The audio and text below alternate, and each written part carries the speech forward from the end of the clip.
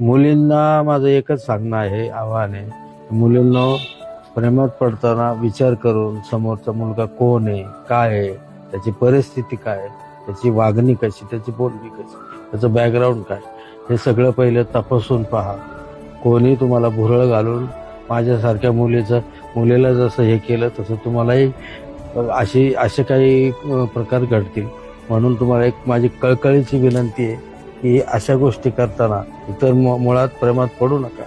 आई वडिलांच्या विचारात, आई वडिलांचा सल्ला घेऊन आई वडिलांना सांगा तुम्ही समोरच्या मुलाशी लग्न करा. आई वडील सांगतील त्याच्याशी करा, तुम्हाला जो आवडत असेल त्याच्याशी करा, पण जे काय असेल ते विचारपूर्वक करा, असं माझं मुलींना सांगणं आहे.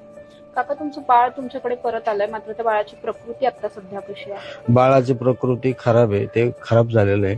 आज आमच्याकडे आल्यापासून त्याने काही खाल्लेलं नाही, ते रडतच आहे. आता त्याला दवाखान्यात घेऊन माझी मिसेस आणि आमचे एक पाहुणे आणि माझा मुलगा त्याला दवाखान्यात घेऊन चालले.